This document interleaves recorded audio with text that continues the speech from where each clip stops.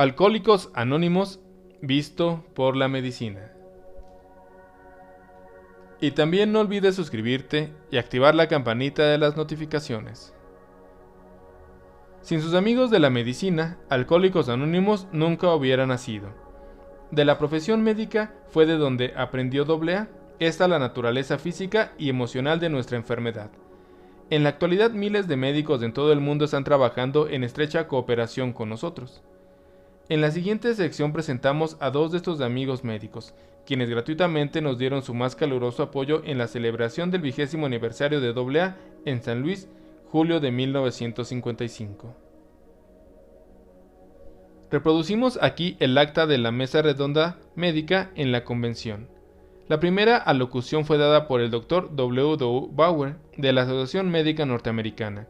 A esta siguió una conferencia leída por el Dr. Harry M. Thibault, el primer amigo de AA en la profesión de la psiquiatría. Ambos médicos expresaron su punto de vista sobre Alcohólicos Anónimos y nos dijeron cómo estaban cooperando con nosotros y cómo han influido AA en sus propias creencias y prácticas. Esta sesión se abrió bajo la presidencia de un mismo AA, el Dr. Clarence. Presidente Dr. Clarence P. Es sobrecogedor para mí el ver ser trasladado de una pequeña población de 9,000 habitantes a un auditorio como este, y me abruma ser el presentado simultáneamente con los talentos que tenemos aquí esta mañana. Ustedes me han hecho un gran honor al permitirme actuar como coordinador. Mi intención es conducir esta reunión en forma puramente médica. Dispensaremos todas formalidades y entraremos directamente al tema de la medicina y AA.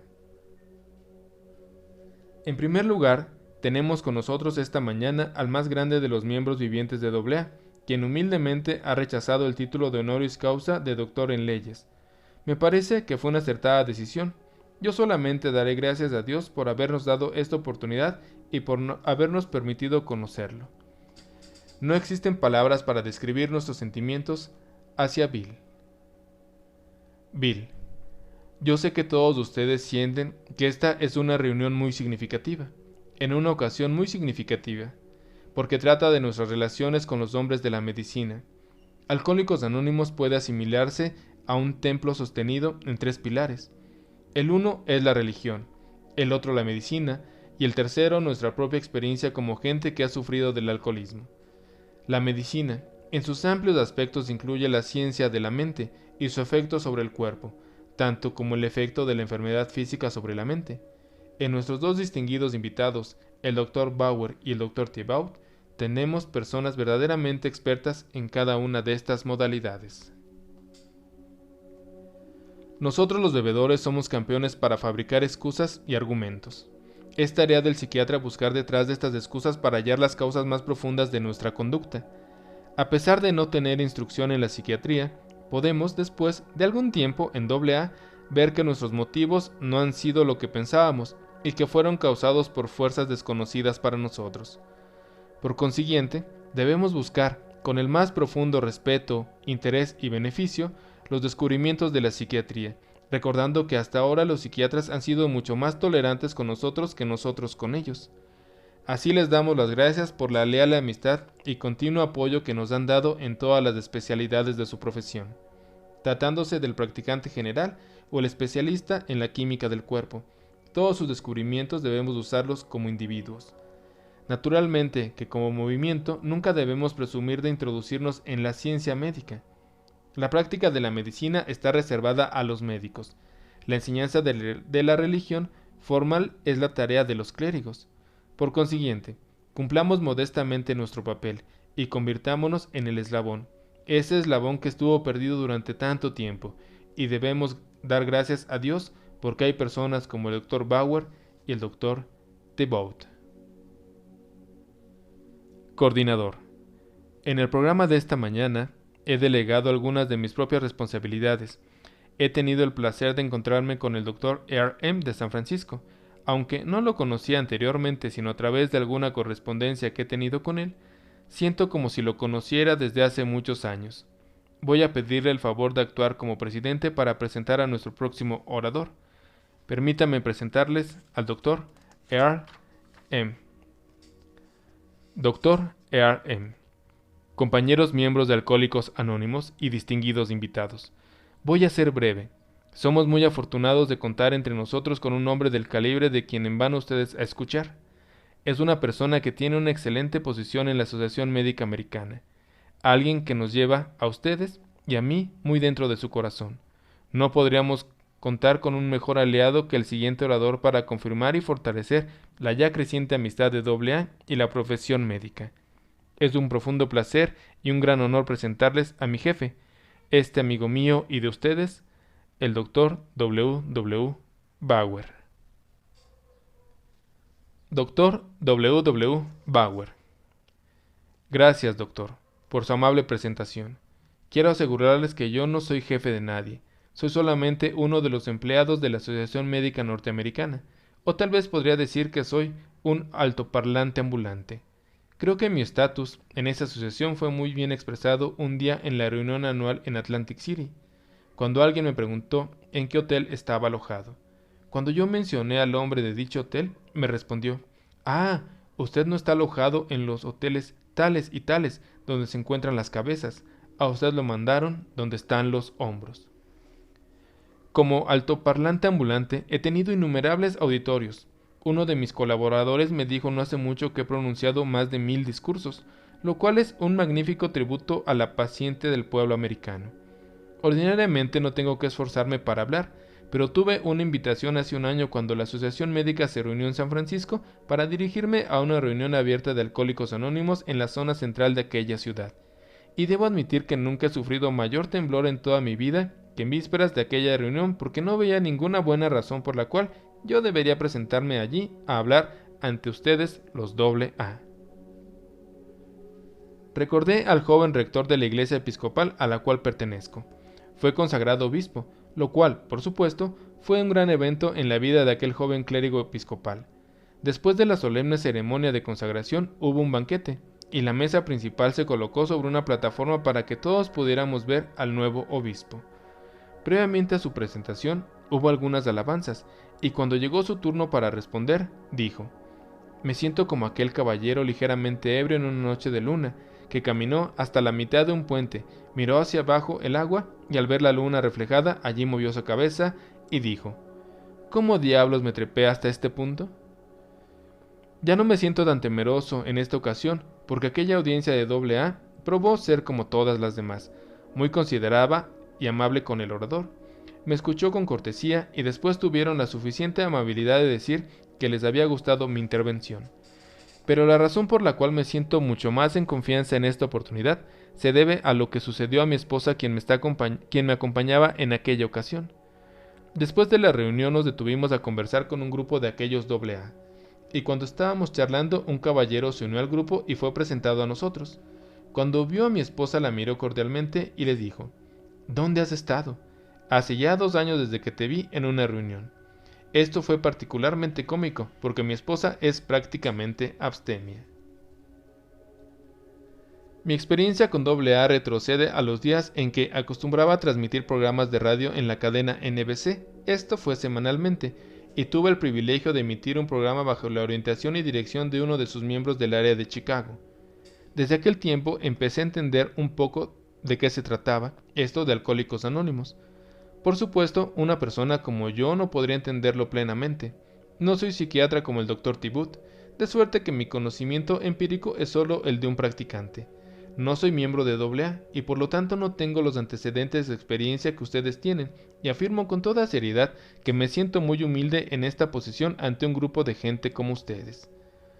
Todo lo que puedo hacer es tratar de expresarles el sentimiento de la profesión médica, un sentimiento que ha estado creciendo permanentemente a través de la vida de su organización y en el cual, creo yo, y que también ahora puede decirse que está totalmente cristalizado. Es el sentimiento de que AA tiene una parte muy grande e importante en las respuestas que ahora poseemos para el problema del alcoholismo. Sabemos, por supuesto, que el alcohólico es una persona enferma. Esto es una frase muy simple. Hoy en día es una frase que es aceptada amplia y generalmente, y sin embargo ustedes y yo sabemos que no hace mucho tiempo el alcohólico era mirado como una molestia, una peste, una persona a la que podíamos despreciar si así lo deseábamos. Era mirado como un ser degenerado, como un inútil. Hoy en día sabemos que es un individuo enfermo, y que está enfermo en un área en la cual nuestra comprensión es tal vez la menor que existe en la medicina, es decir, la enfermedad de las emociones. Estamos hoy en día en algunos aspectos en la misma posición referente a la enfermedad emocional en que estábamos hace 50 años respecto a la tuberculosis. Mi memoria no llega tan atrás. Hace solamente 39 años que salí de la Facultad de Medicina, pero por la literatura anterior sé que en la mente de muchas personas persistía la idea de que la tuberculosis, una enfermedad infecciosa que ataca a las personas sin que exista culpa por parte de ellas, era una desgracia. Las familias escondían frecuentemente a la persona tuberculosa, así como hoy en día esconden al alcohólico. Puedo recordar muy bien, así como todos los médicos que están en esta reunión, cuando teníamos las mismas actitudes respecto al cáncer. El cáncer era visto como un estigma, como una maldición, algo para esconderse, esto tal vez porque se reflejaba sobre toda la familia. Hoy en día sabemos que el cáncer es una calamidad y estamos empezando a darnos cuenta de que debemos adoptar, respecto a las enfermedades mentales y emocionales, la misma actitud que hemos adoptado penosa y lentamente hacia la tuberculosis y el cáncer. La enfermedad de las emociones ya no es algo de lo cual debamos avergonzarnos, más que cualquier otra enfermedad del cuerpo. Ya no deberíamos vacilar para consultar al psiquiatra, excepto por la escasez de estos especialistas, de la misma forma que no vacilamos para consultar un ortopedista cuando tenemos un pie fracturado. Hay mucho que ver en las actitudes. Una estrella de cine de épocas pasadas, Clara Bow, dijo en cierta oportunidad que si ella decía que le dolían los pies obtenía la comprensión de todos, pero si decía «mis pies me están matando», se reían de ella. Todo es cuestión de actitudes y debemos aprender a consultar al psiquiatra con la misma actitud que vamos donde cualquier otro especialista. Esto sin sensaciones de vergüenza, sin creer que se trata de un estigma.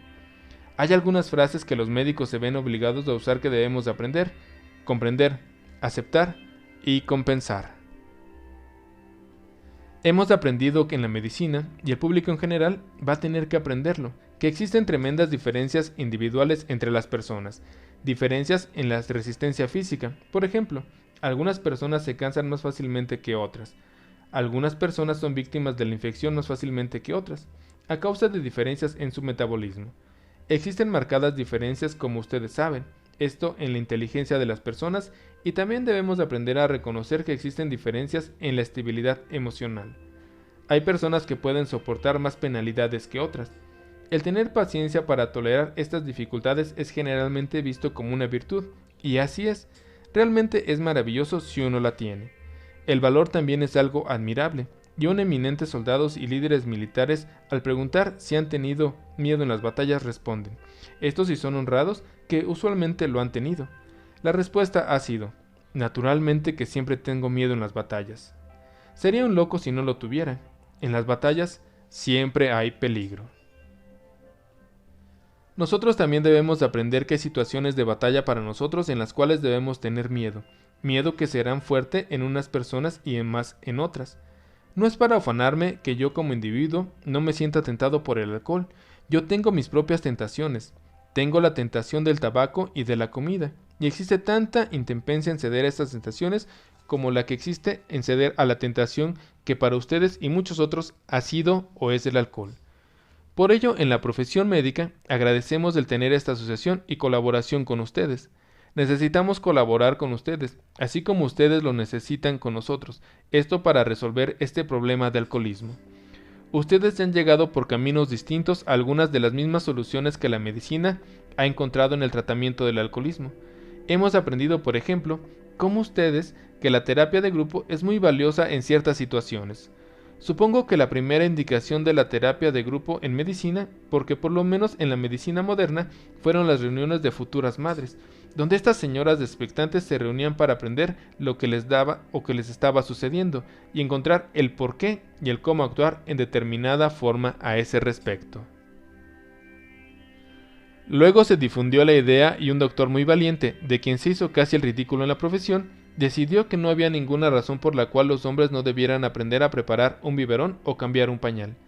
Entonces hubo clases para futuros padres, y así se vio que la terapia de grupo era un factor poderoso en el campo de la salud emocional y mental. En algunas de nuestras instituciones mentales se utiliza la actuación de teatro, esto para permitir a la gente que se exprese su hostilidad latente, si no en forma constructiva, por lo menos en forma inocua.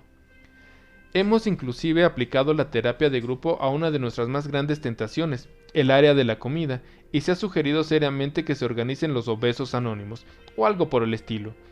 No me gustaría ver que AA fuera copiado frecuentemente y mucho menos respecto a problemas de inferior trascendencia, pero el hecho es que la gente con exceso de kilos puede llevar una dieta más agradablemente en grupos que en forma solitaria. Noté en uno de sus boletines algo acerca de un miembro solitario, y puedo imaginar que es mucho más difícil para los miembros solidarios o solitarios que para aquellos que asisten a los grupos. Esto porque los miembros solitarios no tienen apoyo directo ni la comprensión de otros que conocen cuál es su problema.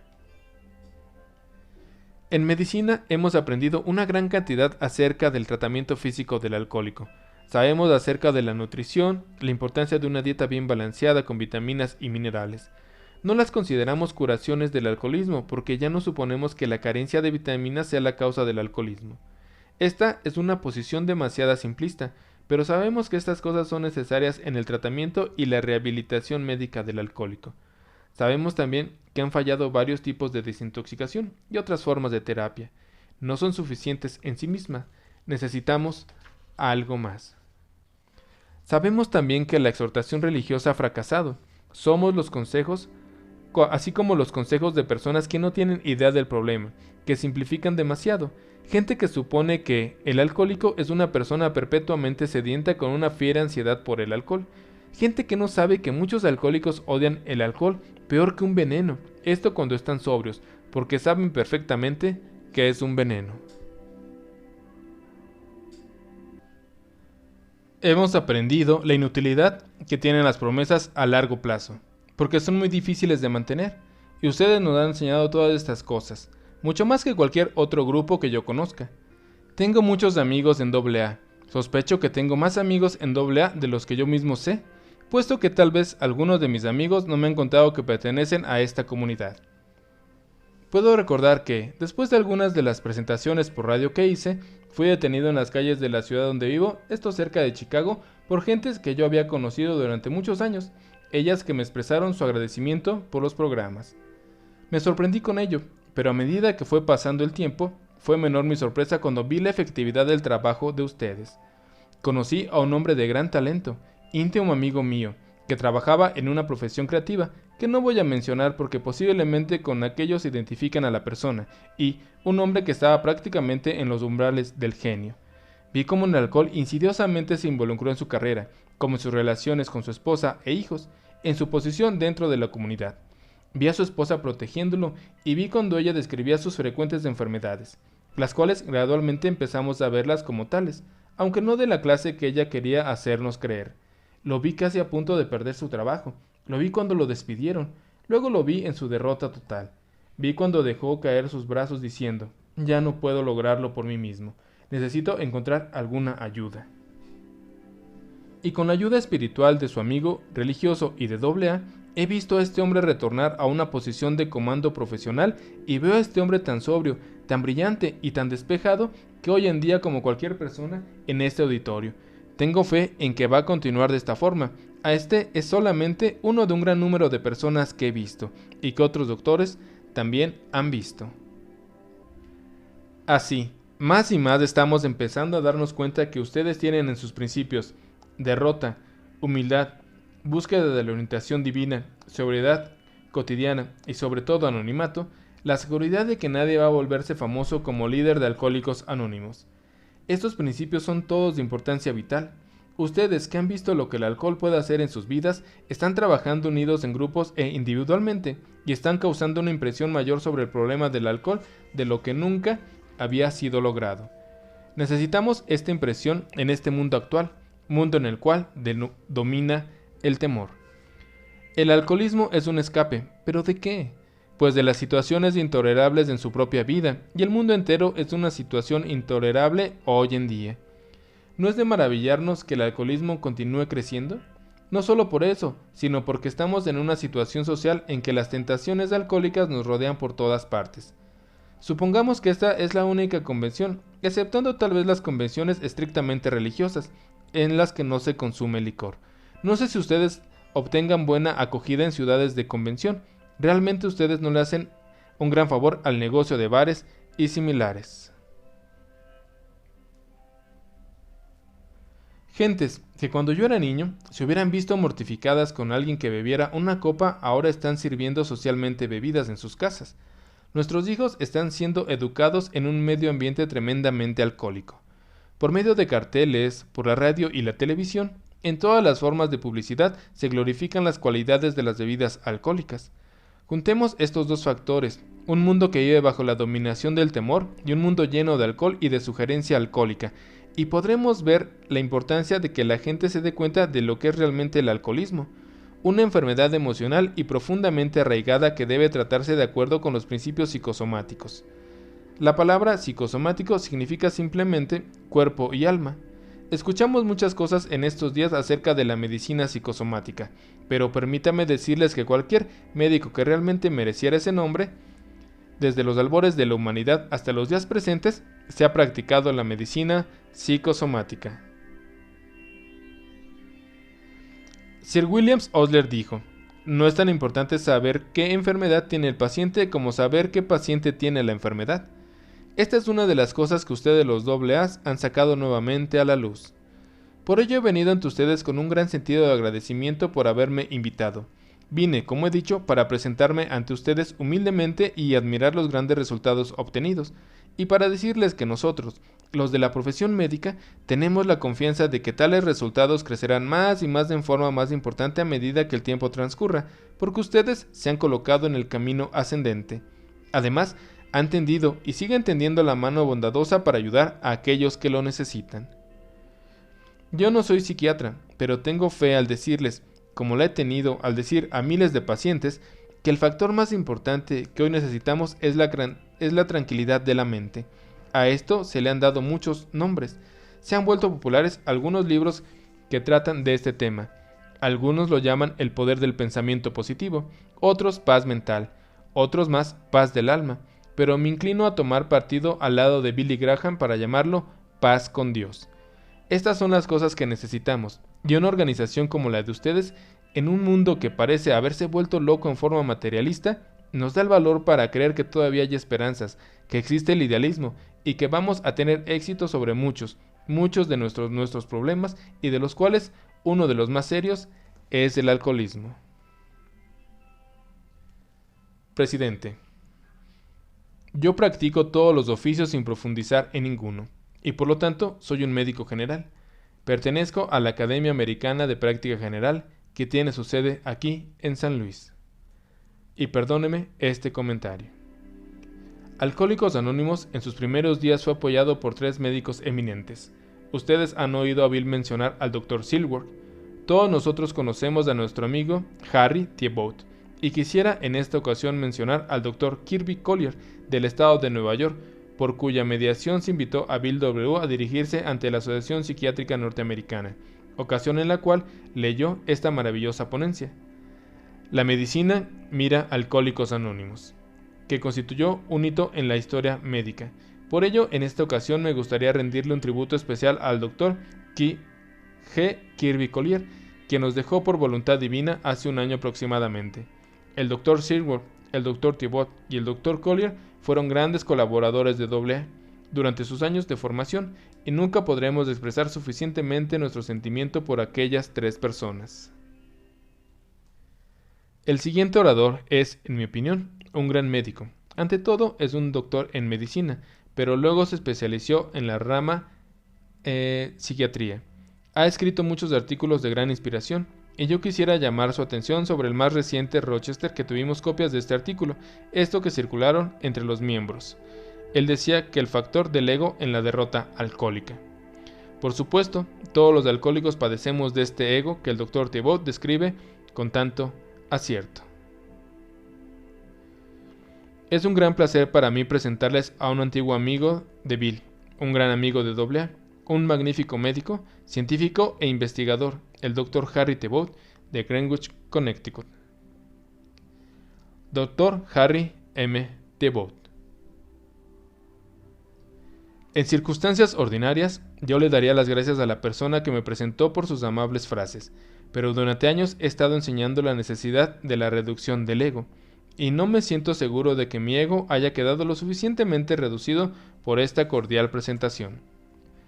Cuando llegó la invitación para hablar de este grupo, respondí inmediatamente que sí concurriría.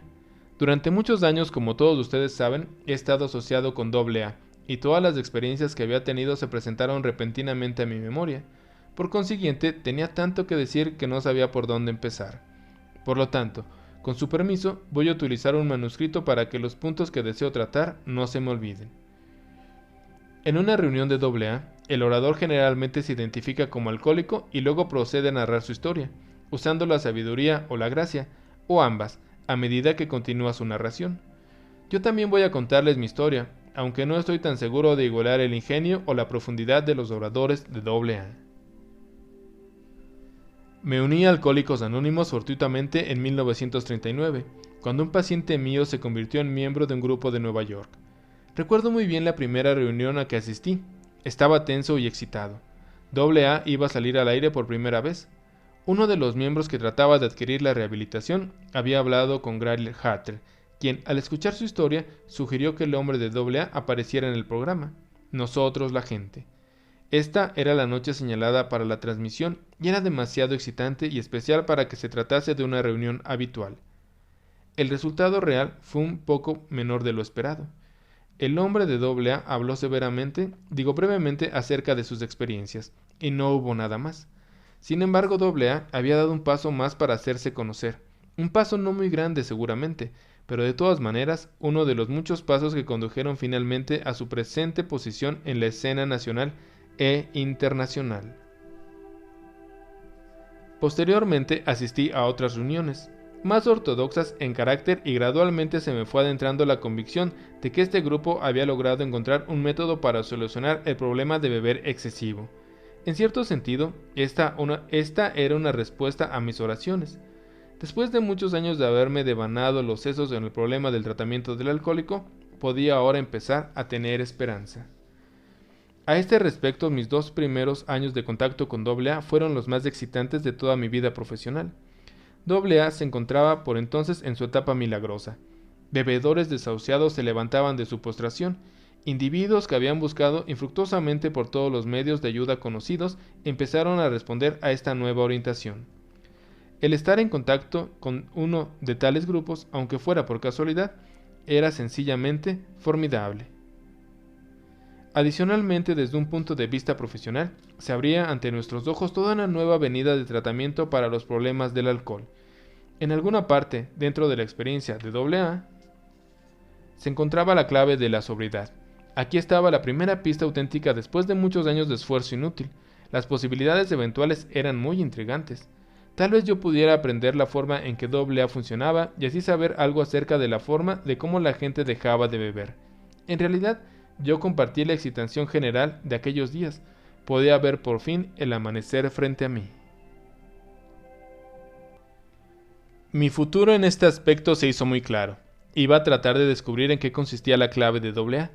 En esta búsqueda de conocimiento nunca hubiera llegado muy lejos de no haber sido por Bill y muchos de los primeros miembros. Algo me ayudó al estudio de los 12 pasos, pero de mucha mayor importancia fueron los conocimientos que ya poseían Bill y los otros respecto al proceso por el cual AA lograba sus resultados. Supe de la necesidad de tocar fondo, de la necesidad de aceptar un poder superior, esto de la absoluta necesidad de la humildad.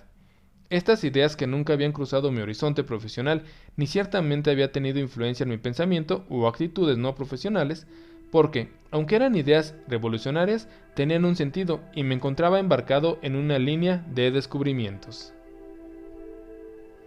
Empecé a reconocer más claramente lo que realmente implicaba el tocar fondo, y traté de hacer todo lo posible para inducir esta experiencia en otras personas, preguntándome siempre qué era lo que sucedía en el interior del individuo cuando pasaba la crisis de la llegada al fondo. Finalmente, la fortuna volvió a sonreírme, en esta ocasión con una paciente distinta. Durante algún tiempo ella había estado bajo mi nueva organización psiquiátrica, diseñada para promover la llegada del fondo. Por razones completamente desconocidas, experimenté una leve pero típica conversación que la condujo a un estado mental positivo. Animada por estos elementos espirituales recientemente descubiertos, empezó a asistir a varias iglesias de la localidad. Un lunes por la mañana entró a mi oficina con los ojos brillantes y empezó a hablar inmediatamente. Yo sé lo que me sucedió. Ayer lo escuché en la iglesia. Me di por vencida. Con esa palabra, vencida, me dio mi primera idea de lo que sucede durante el periodo de la llegada al fondo. El individuo alcohólico siempre estaba rechazando la posibilidad de admitir que estaba derrotado, de reconocer que era impotente. Sí, cuando se daba por vencido, dejaba de pelear, entonces admitía que estaba derrotado y aceptaba el hecho de que era impotente y necesitaba ayuda. Si no admitía la derrota, podía acontecer miles de crisis sin que le sucediera nada constructivo. La necesidad de inducir la rendición se volvió ahora una meta terapéutica. El milagro de AA era ahora un poco más claro, aunque era todavía oscura la razón de por qué el programa y la comunidad de AA podían inducir una rendición, a su vez que conducían a un periodo de total abstención. Como podía esperarse, gocé de enorme satisfacción personal. Estaba comprendiendo lo que sucedía. Todavía buscando ansiosamente, cambié mi método terapéutico. El trabajo consistía ahora en inducir la rendición, pero encontré una gran cantidad de resistencia a esta idea. Tenía que explorarse previamente un territorio totalmente virgen. A medida que continué mi investigación, se hizo más aparente que en cada una de las mentalidades existe un ego inconquistable que se opone amargamente a cualquier insinuación de derrota. Mientras ese ego no fuera reducido a la impotencia en alguna forma, no podría anticiparse ninguna esperanza de rendición. Este cambio conceptual en mi técnica, que pasó a buscar el fondo y también a buscar la rendición, y luego la reducción del ego, ocurrió durante los primeros 5 años de mi contacto inicial con AA. Recuerdo muy bien la primera reunión de AA en la que traté el tema de la reducción del ego. Alcohólicos Anónimos, que se encontraba todavía en su infancia, celebraba el 3º o 4º aniversario de uno de los grupos. El orador que me precedió habló en detalle sobre los esfuerzos de su grupo local, que constaba de 2 hombres, y también para la recuperación de este orador se convirtió en el 3er miembro. Después de varios meses de vanos esfuerzos por parte de los primeros y repetidos golpes por parte del orador, dijo: finalmente logré reducirme a mi tamaño real, y desde entonces he estado sobrio. Cuando llegó mi turno para hablar, usé la frase, reducir el tamaño real, esto como el texto básico para hacer mis observaciones. No pasó mucho tiempo antes de que sintiera sobre mí una mirada desconcertante.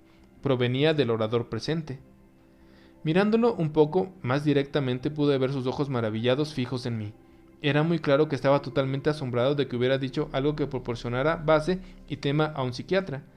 La mirada de incredulidad nunca se alejó de sus ojos durante toda mi intervención. Este incidente tuvo el valor para mí. Mostró que 2 personas, la una con una aproximación puramente clínica y la otra basada en su propia experiencia intuitiva de lo que le había concedido, llegaba exactamente a la misma observación: la necesidad de la reducción del ego. Durante la década pasada he centrado primordialmente mis investigaciones en ese problema de la reducción del ego. No tengo certeza acerca del alcance que he logrado en la exploración de este territorio. He logrado, sin embargo, algún pequeño progreso, y en los minutos que me quedan voy a tratar primero de informarles alguno de mis descubrimientos y segundo de relacionarlos con la escena de AA, esto como yo la veo actualmente. Como ya he descrito, el hecho de tocar fondo para producir una rendición que produzca el ego a su tamaño real se hizo evidente en forma muy rápida. Esto con el tiempo, y se manifestaron 2 hechos adicionales. El primero, que un ego reducido tiene maravillosos poderes de recuperación. El segundo, que la rendición es una función disciplinaria y una experiencia esencial. El primer hecho solo repite algo que es conocido por todos ustedes. Es un factor común que el retorno del crecimiento del ego puede suceder en cualquier momento. Los años de sobriedad no son un seguro contra su resurgencia. Ningún AA, sin importar su veteranía, puede bajar su guardia contra los golpes sostenidos de un ego que revive. Recientemente un AA, escribiéndole al otro, le informaba que estaba sufriendo de halitosis, en referencia a la autocomplacencia y el envanecimiento que pueden tan fácilmente hallar cabida en el individuo que tiene muchos años de sobriedad en su favor. El creer que se tienen todas las respuestas, o lo contrario, que no se necesita conocer ninguna respuesta, sino únicamente seguir el programa de AA, son 2 indicadores de problemas. En ambos casos está notablemente ausente la mente abierta.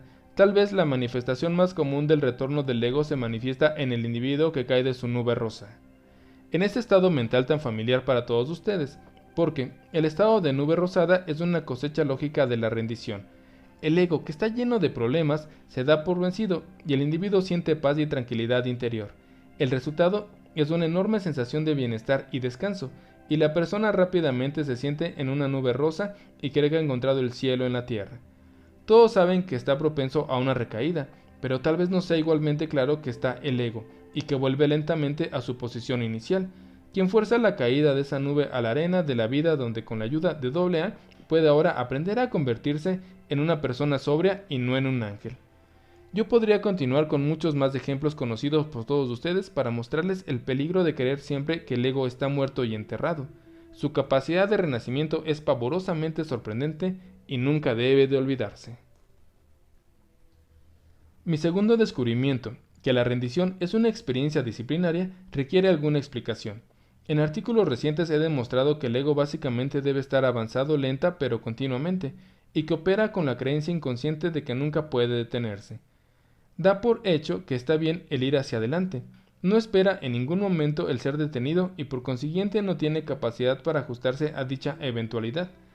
La detención le dice, no, usted no puede continuar, lo cual es la esencia del control disciplinario. El individuo que no puede detenerse es fundamentalmente una persona indisciplinada. Ahora se nos hace clara la función de la rendición en AA. Produce esa detención obligando a los individuos a decir, me rindo. Voy a dejar de usar mis propias armas y he aprendido mi lección. Muy frecuentemente, por primera vez en la carrera adulta del individuo, ha encontrado la disciplina necesaria que lo detiene en su apresurada marcha, y esto sucede porque podemos rendirnos al decir sencillamente, hágase tu voluntad y no la mía. Cuando esto es cierto, nos hemos convertido realmente en servidores obedientes de Dios. El punto espiritual de este momento es una realidad. Nos hemos convertido en miembros de la raza humana.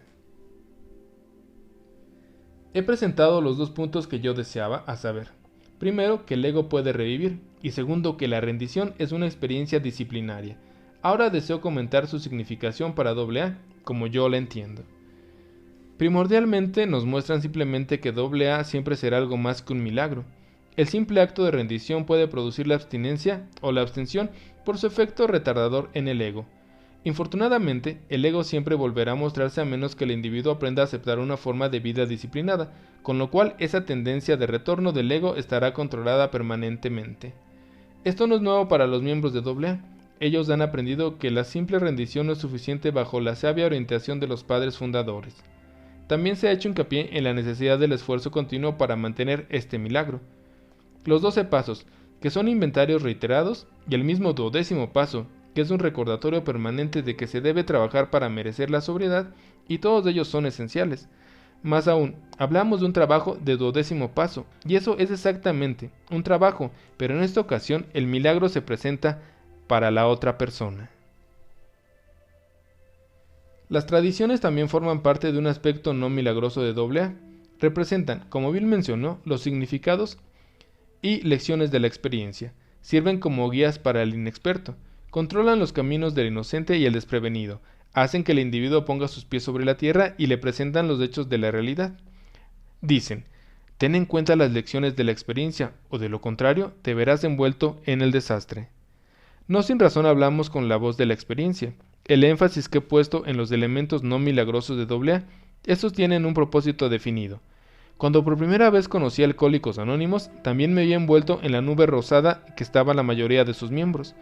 Yo también atravesé periodos de desilusión hasta que afortunadamente para mí, logré establecer una fe mucho más fuerte que la que puede proporcionar una nube rosada. Tomen ustedes en cuenta que no estoy restando la importancia a los milagros. Ellos alivian al individuo. Sin embargo sé, ahora el significado del proverbio bíblico. Por sus frutos los conoceréis. Solo a través de un duro esfuerzo y trabajo continuo pueden obtenerse resultados perdurables. Como consecuencia de la necesidad de un trabajo duro o arduo para complementar cualquier milagro, mi interés en los aspectos no milagrosos es muy importante. Yo puedo aceptar más verdaderamente la necesidad de organización y de la estructura para delimitar tanto como para orientar. Creo que deben existir reuniones como esta para proveer un sentido de pertenencia a una gran organización activa, esta de la cual cada individuo es solo una parte. Y creo que cualquier grupo o individuo que deje de participar en la tarea de organización está omitiendo sus servicios al grupo y a sí mismo, al no someterse a los valores disciplinarios inherentes a aquellas actividades. Es probable que se mantenga libre de ataduras, pero también está dejando que su ego permanezca incontrolado. Sus probabilidades de permanecer sobrio no tienen un alto porcentaje. Está caminando solitario y puede necesitar otro milagro, que tal vez no llegue la próxima oportunidad. Para concluir, permítanme afirmar mi condición de miembro afiliado por el sentimiento a AA. He estado con ustedes desde el principio y he compartido sus dolores de crecimiento, y ahora he alcanzado el estado de profunda convicción en la solidez del proceso de AA, que incluye sus aspectos milagrosos. He tratado de dirigir a ustedes algunas de mis observaciones acerca de la naturaleza de este proceso. Espero que ayude a lograr que la experiencia de AA no sea solamente un milagro, sino una forma de vida plena y de valores eternos. Alcohólicos Anónimos ha hecho esto por mí, lo puedo asegurar. Muchas gracias.